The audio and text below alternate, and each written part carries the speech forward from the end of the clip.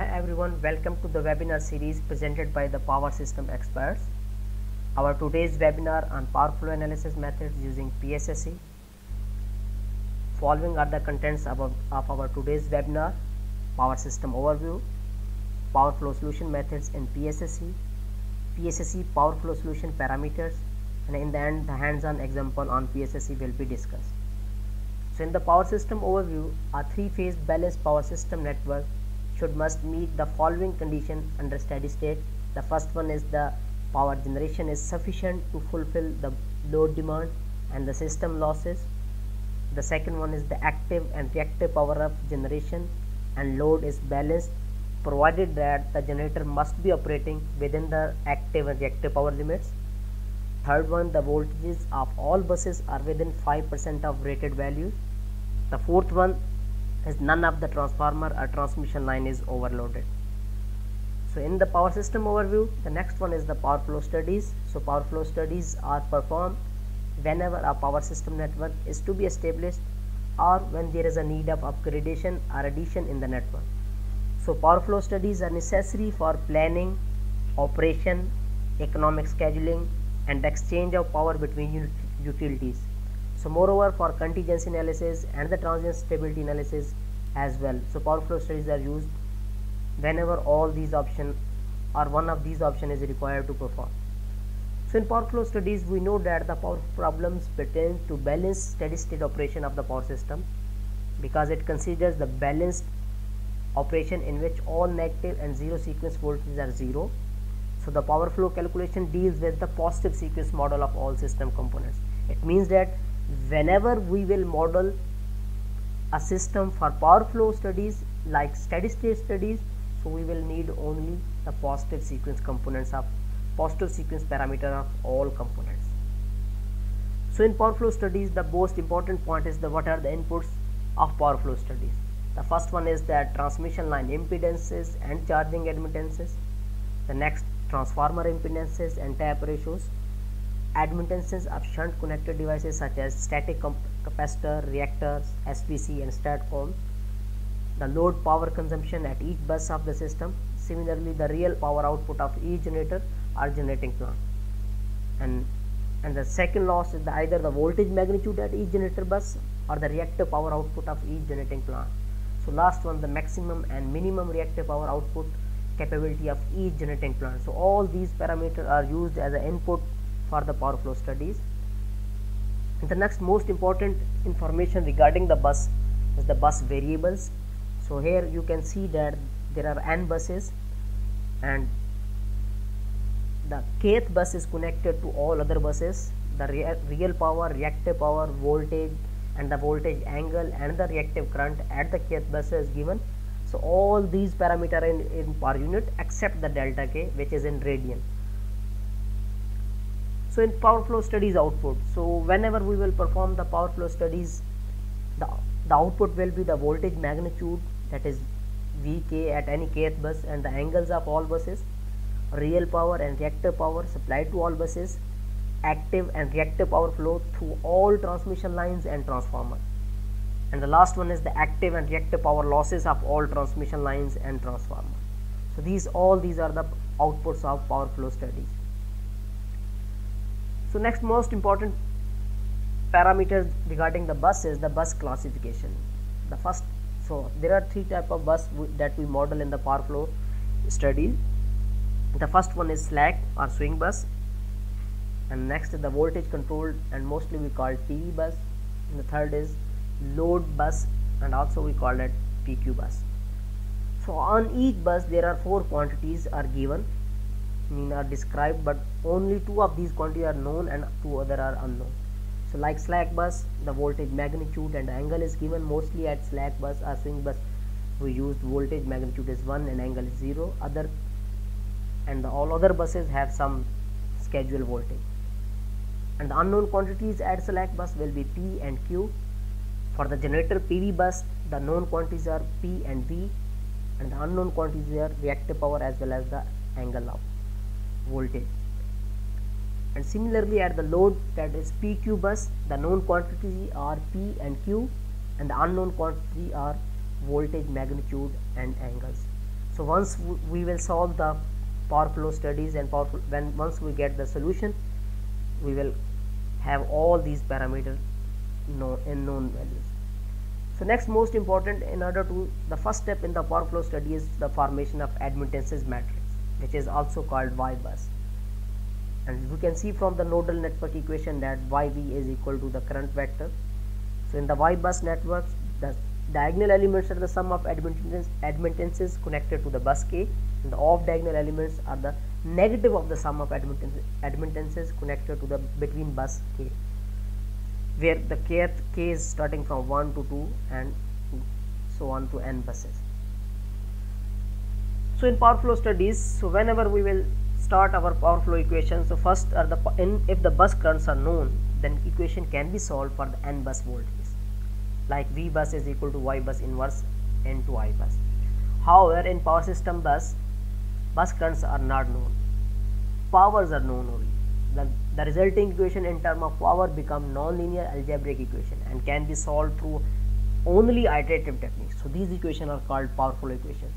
So it means that only the non-linear algebraic equations are called power flow equations. So how to solve these equations? So solution to non-linear algebraic equations, there are different iterative techniques that are discussed in the academic level. So the first one is the Gauss-Seidel method, and next is the Newton-Raphson method, and then the last is the fast decoupled method.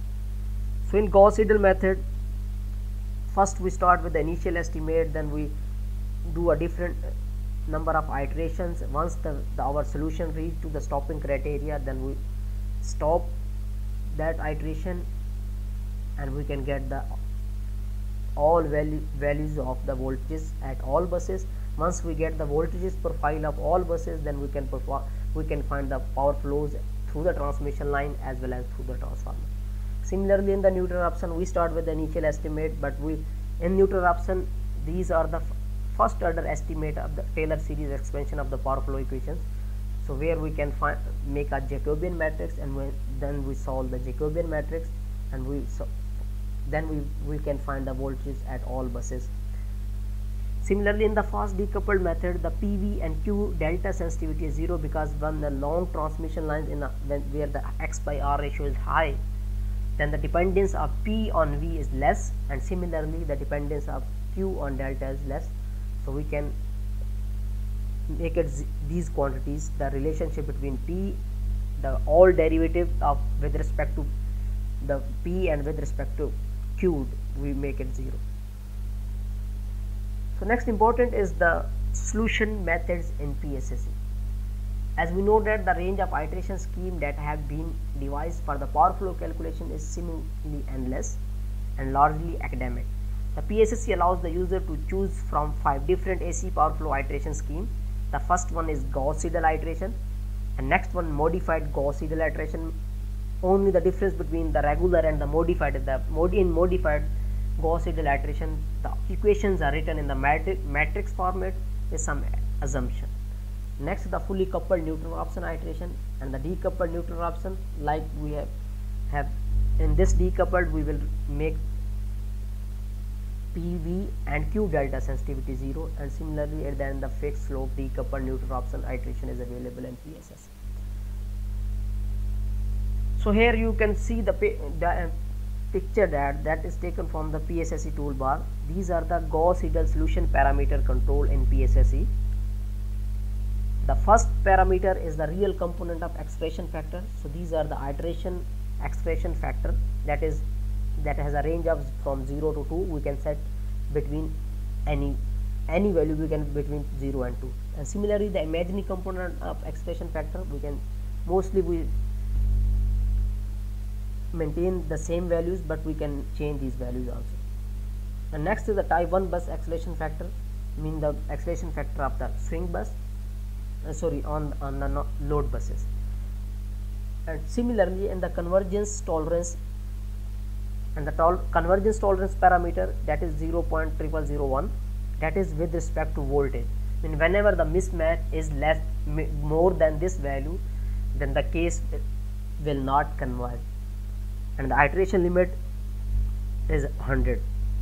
So we can change these parameters, but mostly all these parameters are default. by default.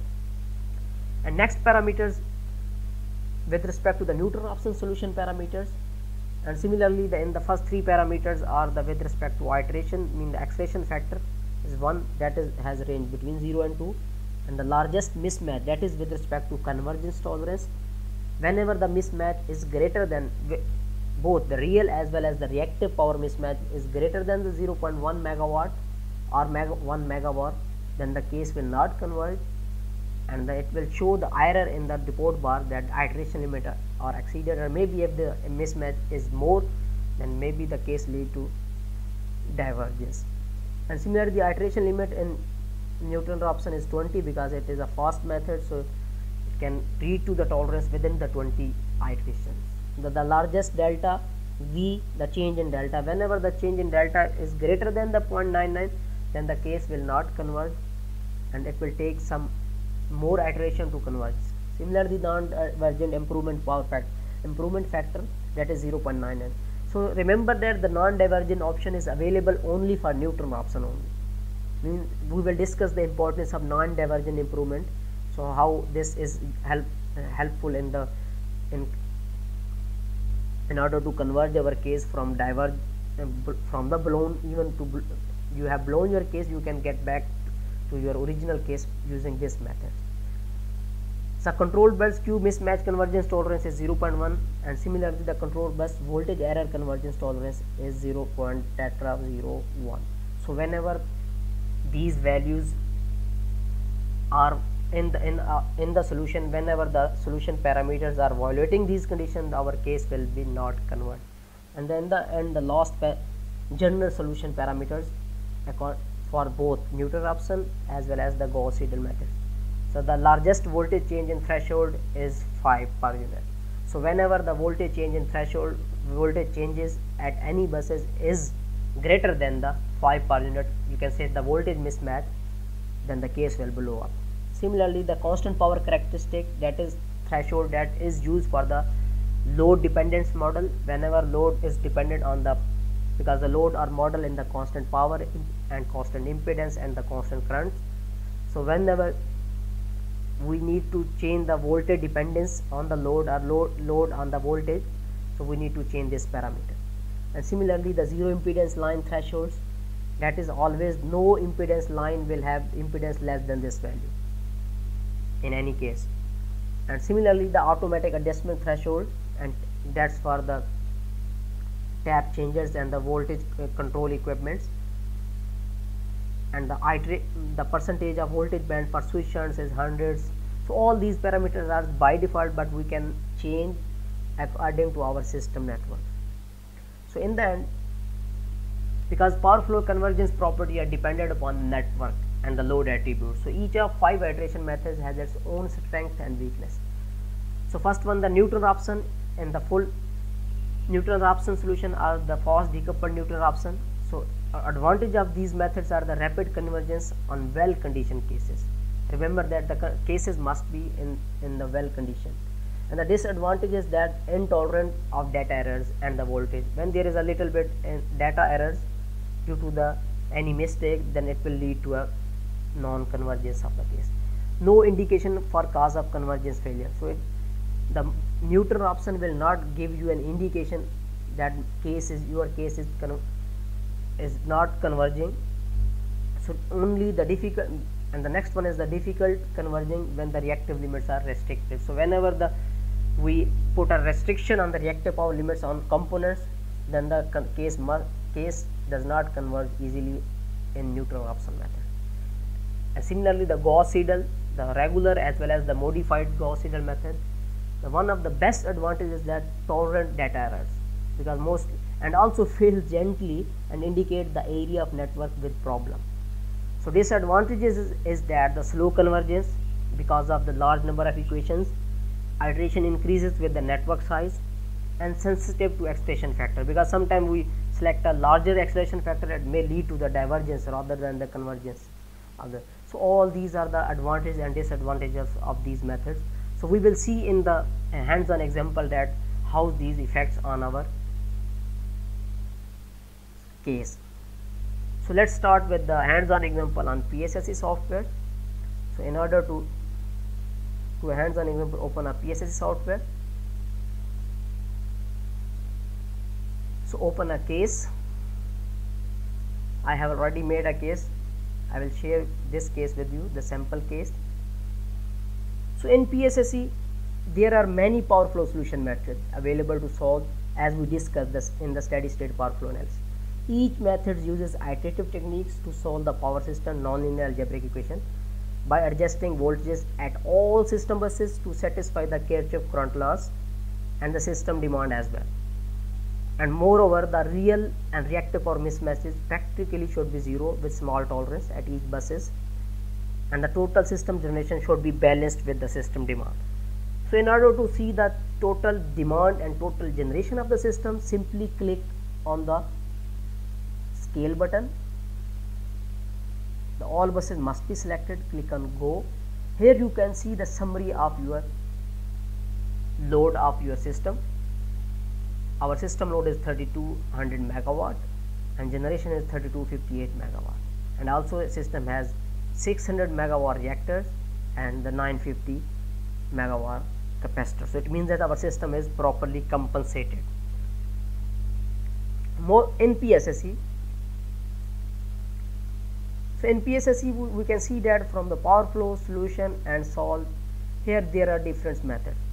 So in PSSE, the regular Gauss-Seidel method as well as the modified Gauss-Seidels are available. Both these methods are fast per iteration basis, but the convergence time is slower than the Newton-Raphson method in this case. Similarly, in Newton-Raphson, there are three methods available: fixed slope decoupled Newton-Raphson, full Newton-Raphson, and decoupled Newton-Raphson. So mostly we used fixed slope decoupled Newton-Raphson, but we will see how to select this method. So in all these methods, they uses the first order Taylor series expansion of load flow equations with the use of Jacobian matrix, and the iterations are continued until the system convergence reach. And however, the time to reach the solution in these methods is fast as compared to the Gauss-Seidel method. So in this regard, power system engineer is required to perform trailing exercises to find the optimum combination of these iterative methods for every network model. So as per the experience shared by the PSSE user support, the following sequence is most useful approach to solve the power system network. So what is this? This approach simply initialize. First step is that initialize all voltages to either unity magnitude or to schedule amplitude if it is given, and initialize all phases angle to 0. Mostly we call this step is the flat start. So click on the flat start and click on the solve. In the power flow solution convergence monitor, here you can see that you have clicked the flat start. The system reached to tolerance in 75 iterations, and also you can see that the delta V, that the threshold you have set in the general solution parameter. This report shows that in the first iteration at this bus, the change in violation means the delta V per tolerance is very large, and also the real part as well as the imaginary part. You can see from the solution parameter that go to general. Here you can see the delta. Yes, in the Newton-Raphson, the largest delta V should be the 0.99. Mean cannot be greater than this value, but in these buses at 211, 201, all buses the value is greater than this value. But also you can see that at the last bus the mismatch is less and more, nearly to 0.99. So you can see that these are all the violations from the solution parameters in the Newton-Raphson, and therefore due to this the system reached to the tolerance in 75 iterations. So simply the next step, the first step is the flat start, next step is the uncheck this. So after uncheck, execute Gauss-Seidel iteration until the adjustment to the voltage estimate decrease to say that like 0.01 or 0.005 per unit in both real and imaginary part. So simply click on, now Gauss-Seidel is selected, click on the solve. Now here you can see that the system reached intolerance in one iteration. In the previous, the system reached in the tolerance in 75 iterations. Now system is reached to the tolerance in only one iteration. And also you can see that the only one violation at this bus, the value is less than the 0.994. Now the next step is that after Gauss Seidel, switch to the Neutron-Raphson iteration method. Again click on the no need to flash start again, simply click on the solve.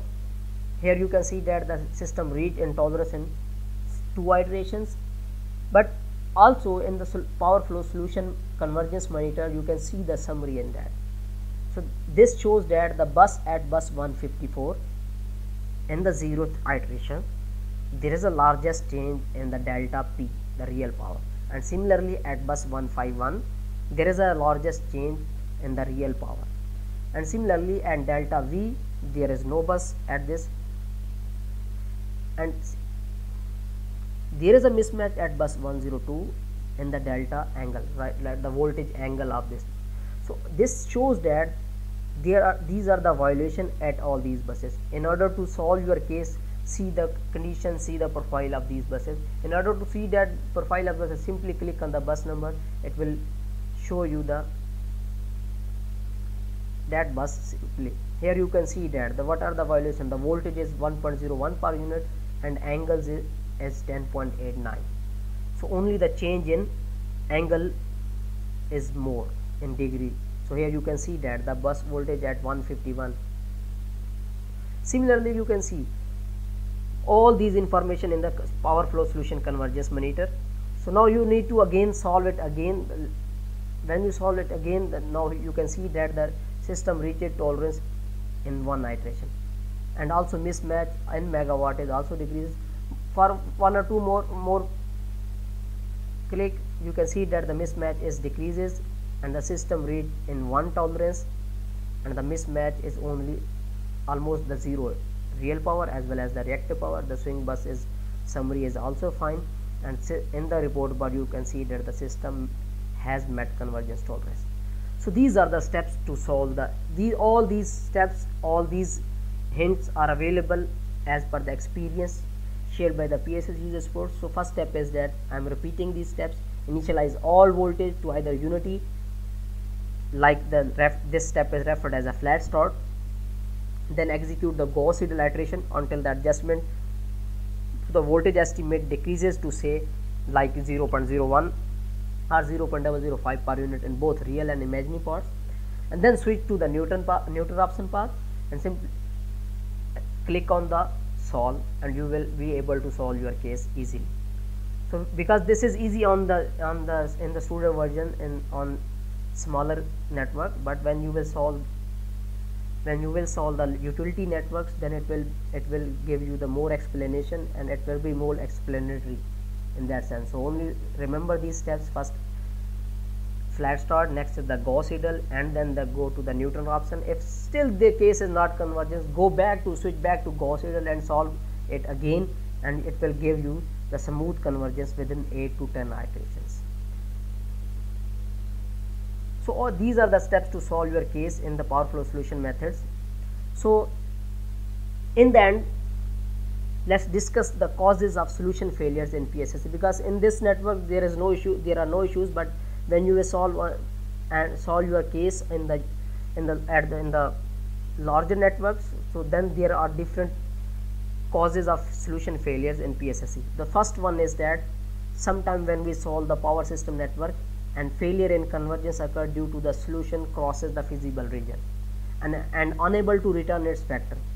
So in order to find the situation that provide the solution but the voltage vector cannot be found to one of the solution methods. So what we do in this case, that it means that the same we have done in our,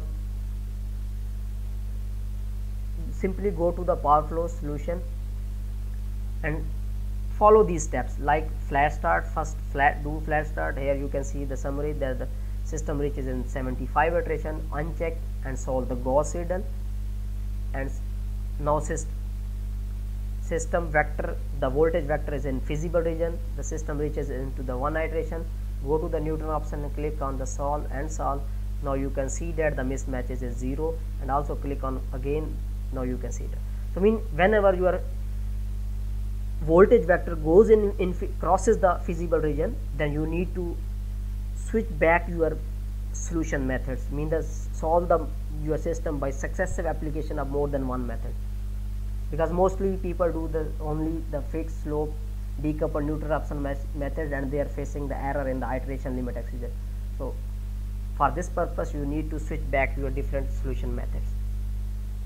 Okay, in the second scenario, when the solution may not converge due to an infeasible operating point, like the system already working on the infeasible point, that is only due to the system faces the voltage collapse at that time, that is due to the poor insufficient reactive power supports to the load and system as well.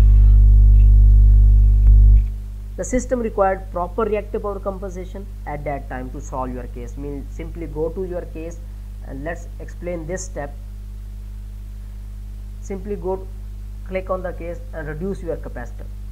I am reducing capacitor because I am creating issue, generating the issue in this case. Already case is fine, but whenever you make your case from the scratch, then there may be an issue of like reactive power compensation. So make it 500. So I have reduced 450 megawatt of our system. So click on OK. Now go to the power flow solution and solve. Here you can see that when you will solve your case, you can see the message is that the case is blown up, because what you have done that initially the vector goes to the bad vector point, mean initially the all voltages goes to the bad values. But you have to do that, for that purpose you need to solve flat start first. You cannot change, mean that if you are changing abruptly in the system, like in the control mode or any reactive power, so then you need to every time you need to flat start first. So now you have flat start first. Now whenever this case occurs, so you need to solve this, simply ignore your reactive power limits. So now you will see that the case will be solved. So it shows that these are the buses where the mismatches occur of the voltage. You can see that the mismatches in delta Q is 7 megawatt and 12 megawatt, which are greater than the set values, that is 0.1 megawatt. So therefore this is creating an issue. So go back to these buses and solve the issues, and you will able to solve your case. So what you will do now, again go to all buses and set your capacitor back. This is only for your explanation I am doing this. So if you are solving your case, if this case has an issue like this, simply you can check the capacitors, maybe the capacitors are installed less.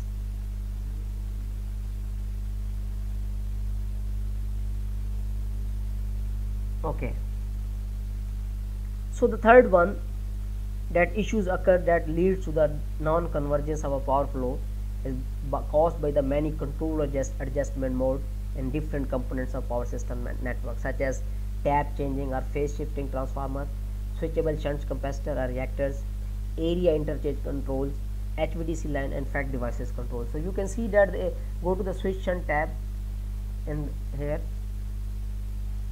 In this case there are no switch shunts are available. However, go to the 2-winding transformer, click on any bus.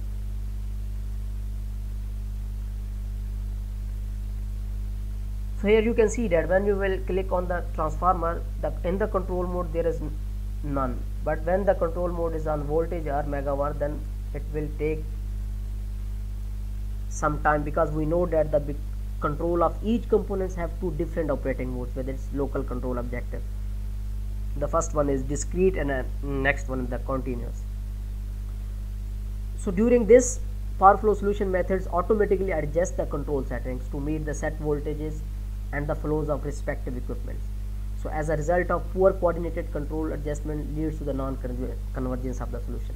So all these, there are three basic the errors that we mostly occur during the solution of power flow equations in the PSSE.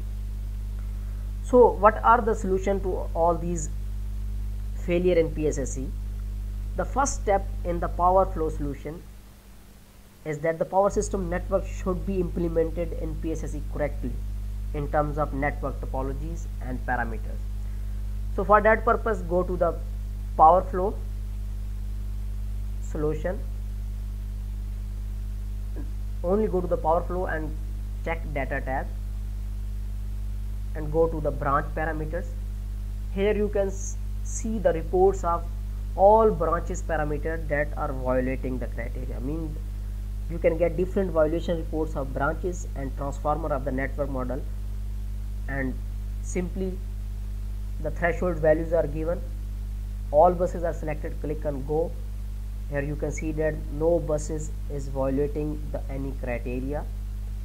You can first cross check your case, but however whenever the case size is large, then it is difficult to see all this report and also the violation regarding all this. Similarly, go to the power flow, check data and click on the change transformer adjustment data, and you can see that the tab setting, minimum, maximum voltage band, flow band, and you can change these parameters. All these parameters are set by default. Click on go. Okay, modify it the same. Then again to the power flow, check data and solve it. So it means that no values are violating. Similarly, you can see the network connectivity check, click on OK. So it means that all buses are connected, there is no bus is in island. So the first step in the power flow solution is that the PSSE check data toolbar. So check your data. If there is any violation, first solve that violation and then solve your case. And the next step is the specifically with the neutral option solution method is that change the power flow solution parameter. Like go to power flow solution and solve. For that purpose, you need to change the solution parameter, like to keep the solution within the feasible region, to slow down the these are the load flow solution. Go to the solution parameter in the neutral option.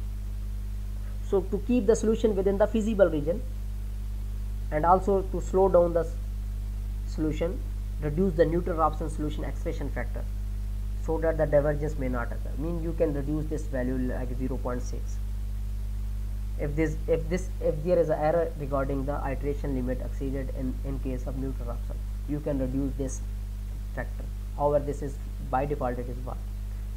And similarly, increase the iteration limit in case where the convergence is slow. You can increase the iteration limit to 50 if the convergence is slow. And similarly, increase the mismatch tolerance with respect to megawatt and megawatt. When you are merging your case from different utilities, then this factor is very important. Simply increase your mismatch initially to 10 megawatt. Once you merge your case, then you can reduce this mismatch and you reduce this value, and you can, once your network is connected and network is solved, then you can reduce this value to back to the original value. And the next one is that increase the automatic adjustment threshold tolerance to activate the quiescent adjustment, that is given in the general tab. Here you can see that the percentage of voltage band quiescent, and also the adjustment, you can change these values also. So this is the second solution to first check your data from the check data tab, and next one is the change the power flow solution parameters, and next is the change the power flow control option. So in the power flow control option, simply go to solution and click on the solve. Change these parameters. Fixed slope, like you have selected one of the solution method, that is fixed slope decoupled, and disable the local control to avoid the effects of small adjustment to Jacobian that may lead to divergence. Simply disable your local control, area interchange control. Disable it. Yes, we have disabled. And next, ignore the reactive power limits of the generator to increase the feasible solution space. So because whenever the voltage mismatch or reactive power mismatch occurs and you are facing this issue, simply ignore first var limits and merge your case. Once your case is solved and your profile is maintained, then again you can click on the apply automatic. And similarly, to prevent the automatic adjustment of switch shunts and transformer tabs, click on the locks tabs and switch shunt adjustment is enable all. So all these methods are to solve the solution. Okay, the next one is the change the network model. So that's very important, to change the network model. Like the system swing is meant to absorb the difference between total system generation and the sum of the system load and losses. So from the mathematical standpoint of view, any generator bus could be assigned as a swing bus. Sometimes changing the swing bus may be helped to convert.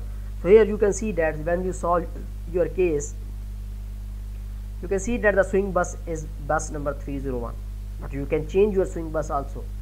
Sometimes the changing the swing bus, changing the control mode, like sometimes changing the swing bus may help convergence. Change the remote voltage control to local voltage control for more effective control. So these are the methods to change the network model. And the fifth one is that apply the non-divergent power solution method. Sometimes we can see that when we increase the system load, like by, and also we are increasing, like we are increasing 350 megawatt in the system, meaning the system is overly compensated, and click on OK and then go to solve, and we have in the neutral option tab and click on solve. Still the system reached in 8 iterations, but system is not disturbed. We are increasing the disturbance by adding the load. Here we are adding 500 megawatt. So here we can see that the case will be blown. You can see that the case is that iteration limit is exceeded, and in the network convergence summary that the voltage at this buses have a change, scheduled voltage and actual voltage is different, and mismatches is very high. The megawatt mismatch is 128 megawatt and the megawatt mismatch is 1412 megawatt. So overall the 18.64 MVA at bus 201 hydros. So it means that the mismatch is increases. So for that purpose, click on the flat start, click on the non-divergent and solve. So what is the advantages of non-divergent? So the non-divergent neutral option power flow solution is designed to terminate the iterative process before the bus voltage vector is driven to a state where the largest mismatch and unrealistic voltage are present. So it will lead to that bus where the mismatch is started. So it means that here at downtown at bus number 154 the mismatch has started. Simply click on that bus and see the profile of that bus. You can see that at that bus the switch first at the voltage, see the voltage is very low, it means that at that point the system voltage is very under voltage is occur. So this is the error. So for that purpose you need to increase the switch shunt like this. If this add this, make it 1000 depending upon the system need. If it is available, switch shunt cap is available. So now again solve it. Now it will see, now you can see that the system here convert. So what we have done that only that we have add the disturbances and the system is reached to the tolerance. So this is the best advantage of non-divergent. So this non-divergent option is only available to the neutral option solution methods. And next is the use the voltage dependent load model. So for that purpose, PSSC has used an adjustable constant power load characteristic threshold in the solution parameters, that is PQ, B or A. So you can reduce this value to reduce the sensitivity of voltage on the load. And in the end, use the optimal power flow whenever you are facing the voltage collapse issue. Then simply using the OPF module solve the OPM. And in the end, in addition, the power flow solution convergence monitor. So it can provide the useful information, like in the convergence meter. This is the power flow convergence monitor. Here you can see that at the bus 205 there is a mismatch of delta real power 13, and similarly at 152 bus number there is a mismatch of delta q, and no mismatch up in voltage magnitude, but there is a mismatch in voltage angle. So here you can see that it provides the awesome. Simply go to these buses one by one by clicking on this and see the also here you can see that the voltage is very low. Increase the reactive power if system caps is available, so case is converted. So all these methods, all these techniques are the power flow solution techniques in PSSE. So whenever you are merging your case from different utilities, or you are within the you are merging your different areas, then you need to follow these steps and you need to follow all these tricks to solve your case. So I think this is the end of our today's webinar. So we will do next in our next webinar the power flow modeling of conventional sources. Okay, hope you have learned a lot of these things in the power flow solution techniques. If you have any question, please write us in comment section, we will reply you back. Okay, thank you so much, take care.